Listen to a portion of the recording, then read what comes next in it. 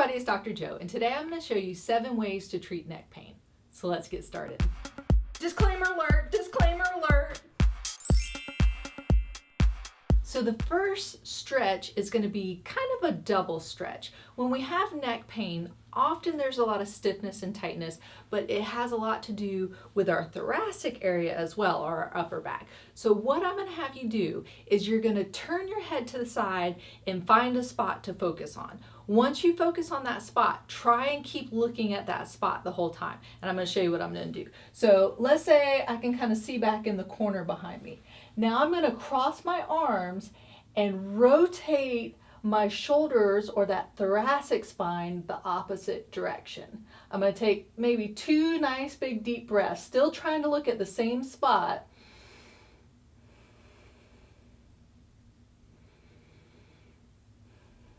Each time I'm breathing, trying to twist a little bit more and then come back, look forward, and then when I turn again, I can see a whole lot further behind me. So I'm just kind of stretching this way, rotating each way. And then so definitely do the other side. So I'm finding the spot on that side, trying to keep watching that spot the whole time, turning my upper body the other direction.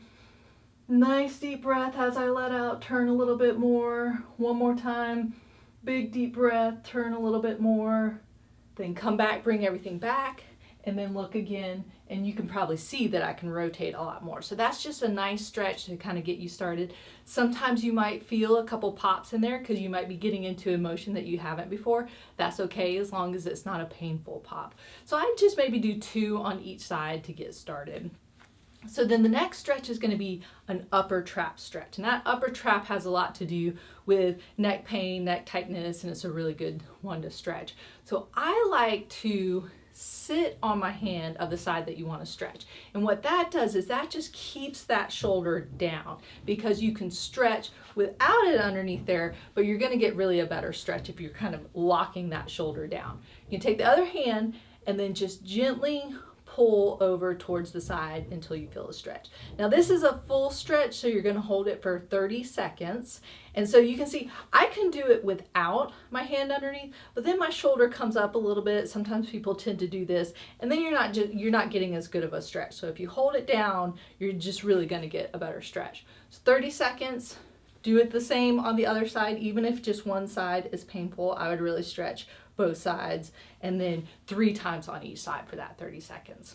So then the next stretch is going to be a levator scapulae stretch.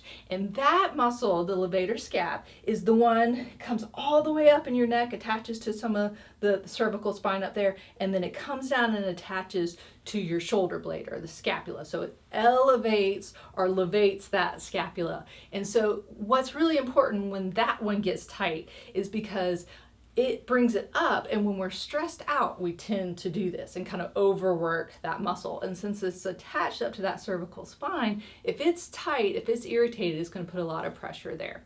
So this one is the same kind of thing. You want to this time bring your arm up, almost like you're trying to get your elbow towards the ceiling, and that's going to push that shoulder blade downwards to kind of stabilize it in one spot so you can get a better stretch. If this is uncomfortable, you don't have to do it. Some people just raise up their arm. You can do that as well. I just kind of like this way because I feel like I'm almost pushing that shoulder blade down. But again, you don't have to put the arm there if it's uncomfortable. You're just going to get a better stretch. So the key with this stretch is if I'm stretching this side, this hand's up, and I'm going to stretch down towards my opposite knee. So this one is, your nose is really going this way. You're kind of at a 45-degree angle. Sometimes people just want to go straight down or they want to go to the side, but it's really at that 45-degree angle. Take that nose down. So put your hand behind your head and bring it down this way. So you can see it's not this way, it's not this way, it's pulling it at an angle, and you should feel that stretch right through there. So again, since this one is a 30-second hold, make sure you're holding it for that full 30 seconds. That's what really gets that stretch in there. And then switch sides, that 45-degree angle, nose towards the opposite knee, holding for 30 seconds and doing 3 on each side. So another great treatment, especially when you have a lot of neck pain, is using something like a TENS unit or an EMS unit or a massage unit. And so the folks at Auvon Inc. sent me their 3-in-1 TENS, EMS, and massage device. And so this is really cool because it has 32 modes and it comes with 8 electrodes, 4 square ones and then 4 kind of rectangle longer ones. And the reason I like this unit so much is because it's a little more, I would say, technical in terms of it shows you the frequency, the pulse width, and the waveform. Now, for some people, they're not really going to care about that, and you might say, what is that all about? But they have a nice chart you can see here, and sometimes people might know with TENS, EMS units and stuff, the instructions aren't always great. The manuals aren't always great. But so see, you can see here that it shows each setting or each mode, the frequency, the pulse width, and the waveform. And then you also have the EMS here, and then the massage mode on the other side to show you all the modes and the parameters for all of those. So when you're doing TENS for the neck, I would really stick with TENS or massage. I wouldn't do EMS across the spine. You definitely don't want to cross the spine, so if you really want to do EMS, I would just do one side, but I wouldn't recommend it for that. But if you want to do the TENS, you can also have it on while you do your stretches and exercises. So you always want, if you're using 4 electrodes, to cross the channels. So I'm going to put this on and then I'm going to do some of the rest of the exercises for you. So I put them on. Let me show you what I did real quick. So you can see here, it's almost like a box or a square pattern. And you want to make sure they're crossed. Those channels are crossed. And the reason for that is kind of the area of pain. You want the currents to go through that area of pain. If you're doing this, you're going to get the currents going this way and you're not really getting what's in the middle. So you'll still feel it, but the best effect is that cross pattern. And sometimes manuals don't talk about that. And then you can just start with a little bit. And this one also has a lock setting. The way to turn that off is just hit any one of the down buttons and then you can start changing your stuff again. That's just so you don't accidentally change anything if it's on your side or something. Now with TENS units, you really want it to be strong but comfortable. So it shouldn't be, you know, making your muscles contract, but it should just be that good feeling to kind of cancel out that pain feeling. And so that's what I've got it on right now. And so it's just nice. It's getting a little pulsing kind of feeling in there. So it's taking away that pain. If you've got that pain, if you've got that stiffness, it kind of helps relax everything. And then you can continue on into your stretches and exercises. So if you're interested in purchasing the Auvon 3-in-1 unit, you can click on the link up there or in the description below. So the next stretch, I'm going to leave the TENS unit on because I can, is going to be a towel rotation stretch. Sometimes we'll call these in the clinic world SNAGS. And so what you're going to do is you're going to use the towel to get a stretch, but the towel's going to kind of hold each segment in place. So you're going to give a little bit of a pull and you can put it whichever segment is kind of the most painful, but you can move it around a little bit. So what I'm going to do is I'm going to take my hand and hold the opposite side here. If I want to stretch this side, I'm taking this hand and grabbing this side.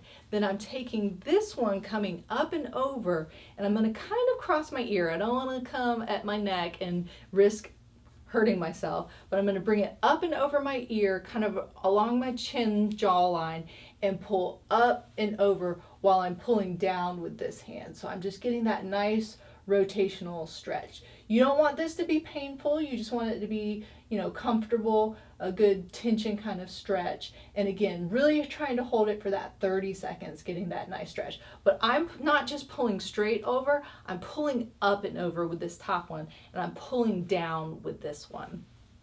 And then so you're going to switch and do the other side.